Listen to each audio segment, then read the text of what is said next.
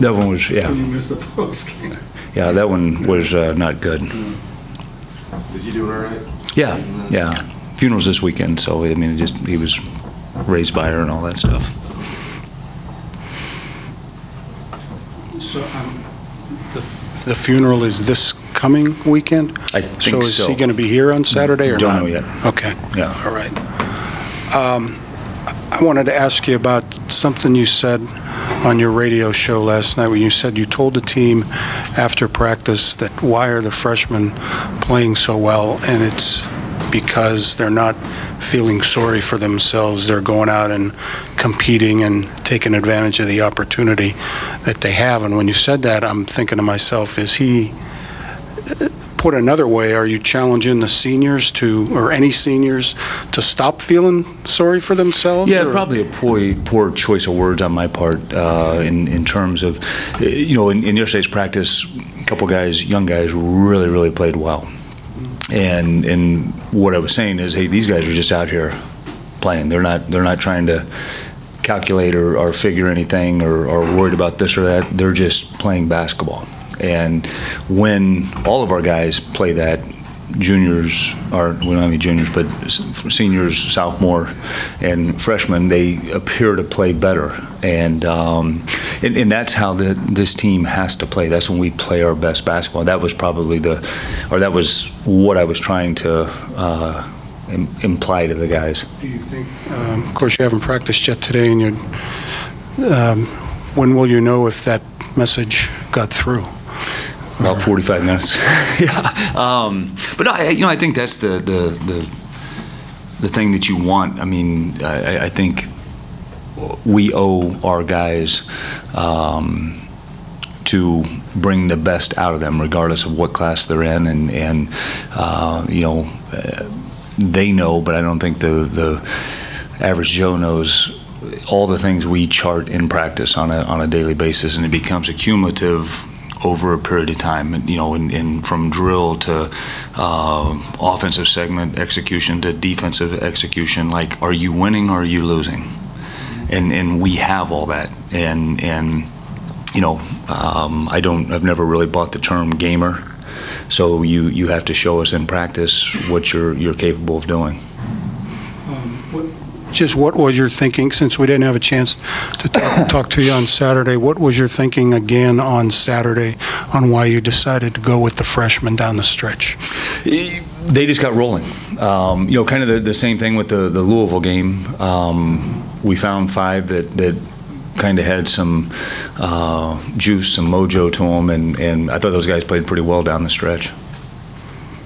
And if I can, just one more follow-up on that. Do you think what you said earlier about just going out and playing, do you think not playing in the second half of course Sam played at Louisville, but Sam and Shannon sitting on Saturday, Shannon sitting at Louisville on Tuesday, do you think that's had an effect on them from the standpoint of what you were trying to address with your comments? Do you think they're thinking a little bit about their situation? Probably. I haven't seen them since practice yesterday, but I think that's the thing that we always talk about. I mean, just in terms of the standards that we have, I think as coaches we've got a pretty good feel of knowing what guys can do, what they can't do, and we're going to demand that you do the things that you can do on a daily basis. And seen over time, that's how you get better. That's how you become the player you want to become. Finally, the game's kicking up this week. What's kind of the approach as far as like practice times? I think they start Thursday, if I'm not mistaken. Yeah, I've only looked at next week's schedule in terms of practice, but I think from what David showed me today, we've only got to move one day in terms of when we're practicing. If we don't, we'll get a guy late and lose a guy early, but it's not anything too out of the ordinary in terms of what we'll roll with next week. And kind of going off what Bob was saying about Shannon, I mean, he had all the success with the assist record early in the season. Do you feel like he felt any pressure as far as like, okay, I have to like live up to myself now, even though you didn't maybe want to think that way? Well, I hope that's not the case, because I think that is, and I'm speaking in general terms of life, not Shannon Scott. That's the problem with society, with young kids these days. They think they have to worry about what other people's expectations are of them, when all, in essence, you have to do is be who you are and play, if it's basketball, to the level you can play at. If it's, pumping gas, you pump the gas, you stop it on the number you're supposed to, and that's your job. And I think that's one of the things I hope is not an issue with him, that he feels pressure to be worried about what outside influences think of him, when we just want him to play what he's capable of playing. Do you get the sense that with Shannon and Sam's, they didn't play as much Saturday as maybe what they're used to or what they expect, that they know that your mindset is, I'm just trying to win a game, and you're going to go with the 5 guys that are going to put points on the board and get things done? Yeah, I mean, both guys were ecstatic after the game that we had won the game. Now maybe they want to play a little bit more or whatever, but that, I think it says volumes about who they are as kids. I mean, they're 2 of the greatest kids I've ever had in our program here, and they were happy that we won the game. So, with that said, they've been around long enough. They know that they gotta do certain things well. Each of the past 2 games, you guys have given up double-digit made 3-pointers. I know Louisville, you guys were worried about their post play, so that was, I'm sure, a factor there. But is that something that needs to be an adjustment in the zone, or is it just guys not executing the way they should be? Well, I think one of it is a product of the amount that they're taking. I think we held Colgate to maybe their season low in points, and Louisville was their second lowest on the season. It's kind of pick your poison. Our defense wasn't the problem in the Louisville game.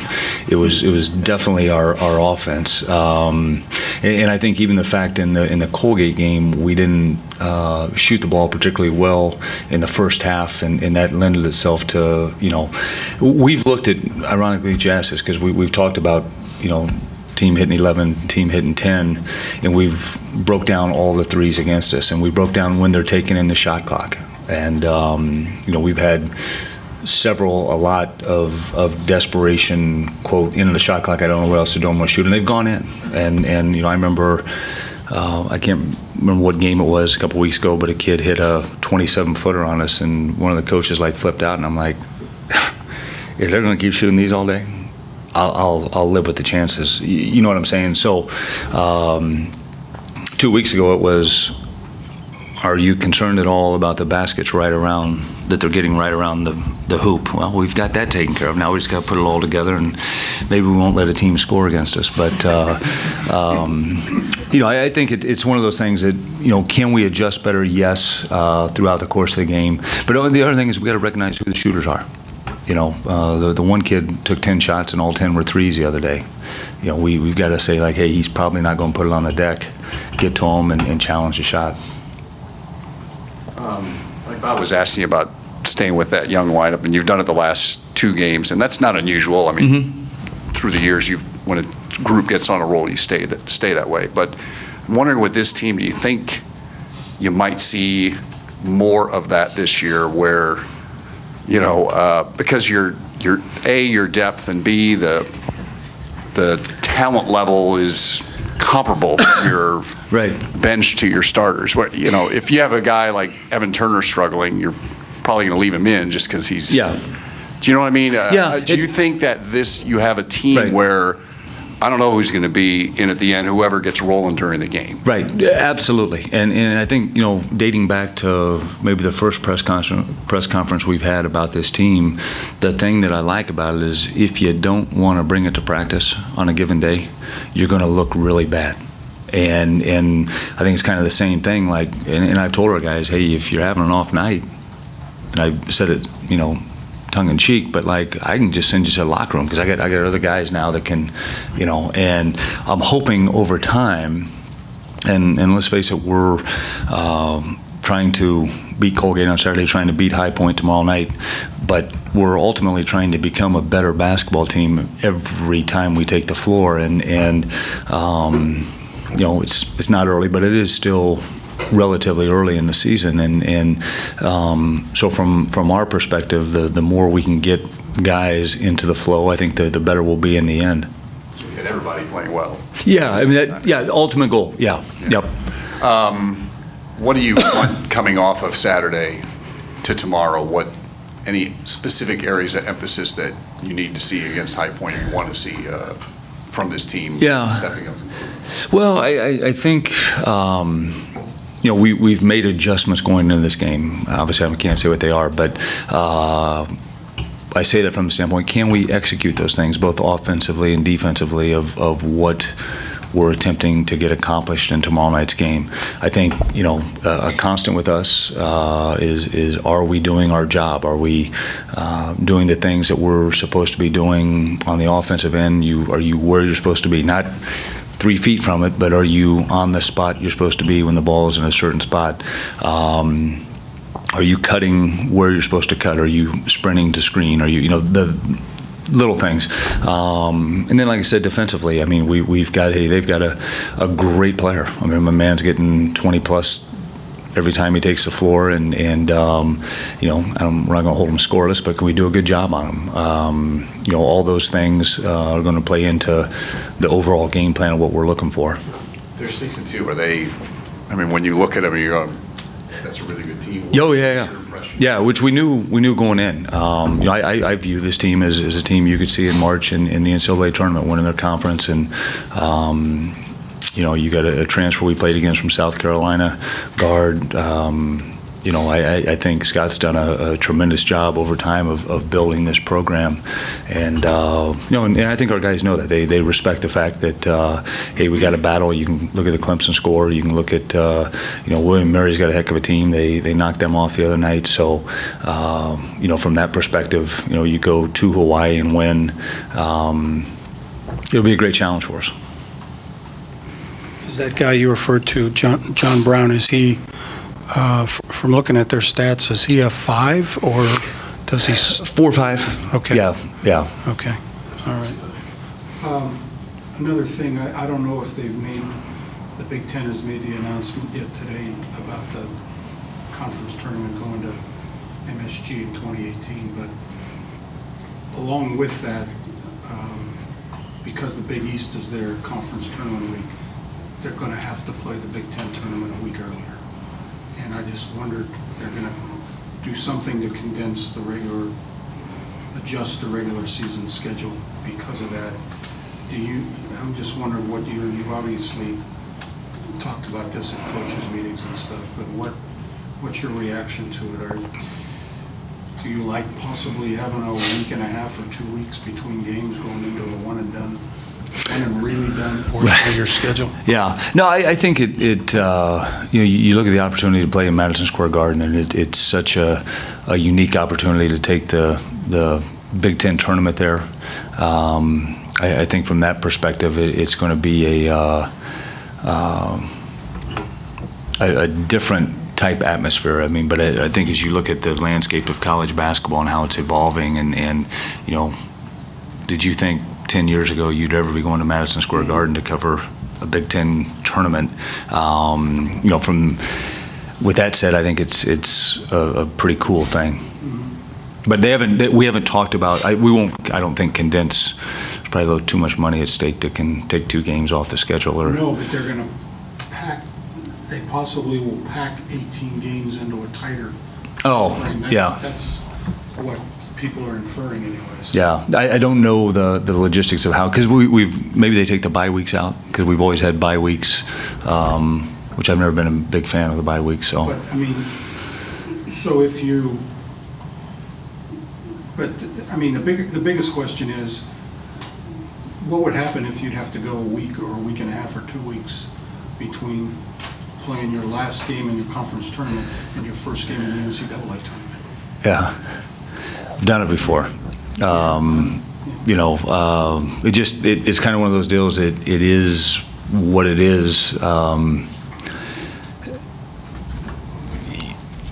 Yeah, there's nothing, you know, you just, hopefully you can keep winning out there. Because I think I did the math. You could go 13 days without a game, possibly, or maybe 15 days without a game. Probably not the prime time to do that. If you're playing on Wednesday, you're probably not going to the NCAA tournament. Yeah, that's a good point. That's a good point. Very good point, yes. Very good point. All right, guys, thanks. How you feel? Good. Yeah. We'll see.